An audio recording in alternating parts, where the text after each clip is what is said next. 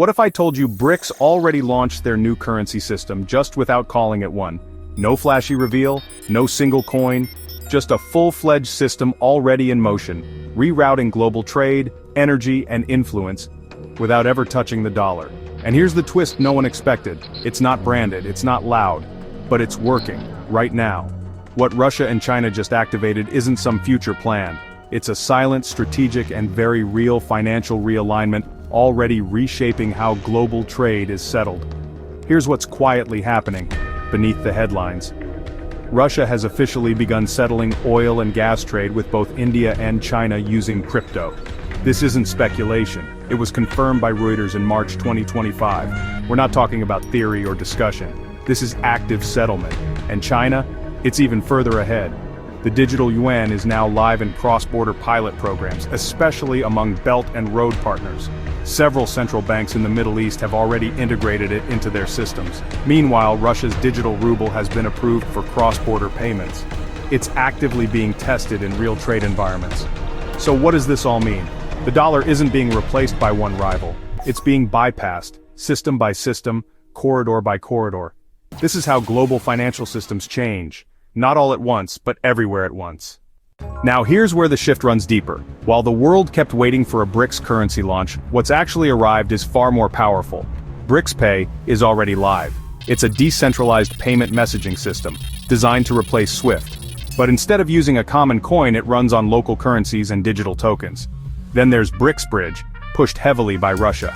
A blockchain-based clearing system that links the digital currencies of BRICS members into a single, seamless network. No single coin, but a shared infrastructure where trades settle securely, instantly, and without the dollar. Think of it like this. Instead of inventing a new currency, BRICS is making existing national currencies interoperable. That means they can now trade, fast, securely, and dollar-free whenever they want. And with every new country that plugs into the system, the entire network grows stronger. This isn't theory, it's already happening. And the best part? This isn't a direct attack on the dollar, and that's exactly why it's working. Russia and China aren't forcing countries to switch systems. They're offering a choice, and increasingly, a compelling incentive. Energy deals are now being signed in yuan and rubles. Cross-border platforms are enabling local currency trade where it wasn't possible before. And the longer these systems stay operational, the less need there is to hold US dollar reserves. This isn't about confrontation, it's about creating viable alternatives, and letting the global trade system shift naturally. And that shift, it's accelerating. Here's what much of the world hasn't noticed. A growing list of countries, especially in Africa, Southeast Asia, and Latin America, are now testing or adopting components of the BRICS-backed system. Kenya, Brazil, UAE, Iran, and Thailand have all entered bilateral agreements that sidestep the dollar. South Africa and Egypt are actively participating in BRICS Pay pilot programs. Even France, during a 2023 LNG deal with China, paid in yuan. These aren't symbolic moves. They're a clear signal that global trade no longer needs a single financial center. And the more these systems spread, the less dominant any one currency becomes, including the dollar. So why is this moving faster than analysts predicted? Because digital currencies remove friction. No need for new banks, no traditional clearinghouses, no waiting on slow, sanction-prone systems like SWIFT.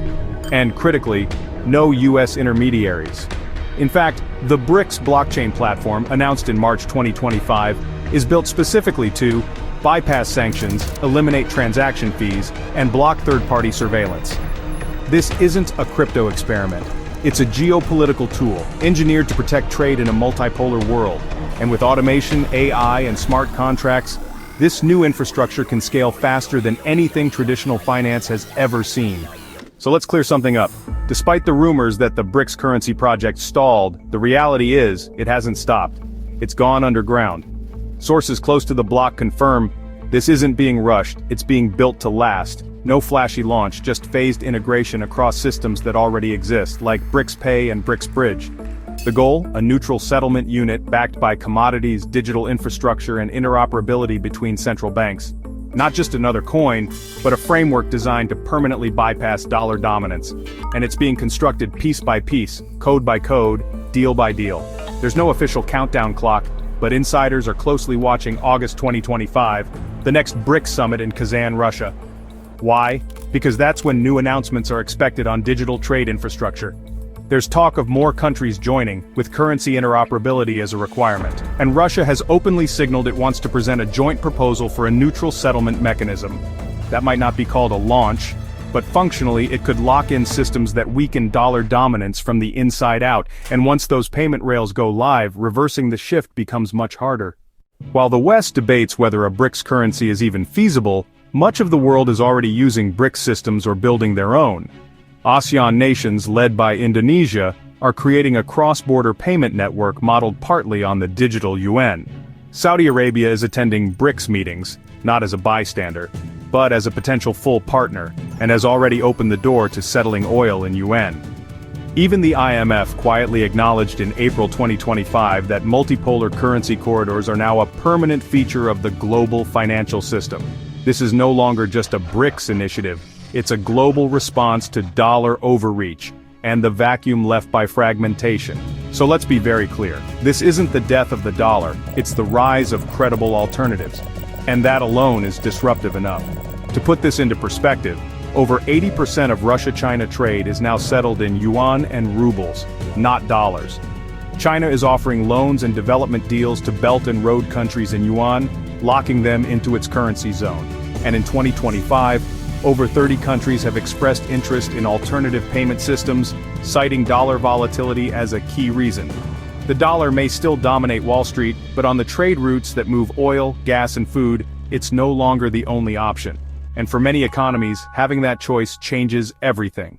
Some call this de-dollarization, but that term misses the point. What's really happening is a reprogramming of global economic alliances. Countries are building regional financial ecosystems, based on their own priorities. Commodity-rich nations are demanding local currency trade, not dollar dependence. And new technology, from CBDCs to blockchain rails, is speeding up that break. This isn't just a monetary shift, it's a power shift, where trade, finance, and influence no longer flow through a single hub. And here's the hard truth that most headlines still miss. There won't be a big, dramatic collapse of the dollar. What we'll see instead is a quiet, steady rebalancing, already underway. Cross-border trade will continue to shift to multi-currency systems. Allies may start pivoting toward BRICS networks, out of self-interest, not ideology. And for the West, the challenge isn't how to stop this, it's how to adapt before the new system becomes too entrenched to reverse. Because what Russia and China are building isn't just a reaction, it's strategic, it's structural, and it's designed to outlast any political cycle.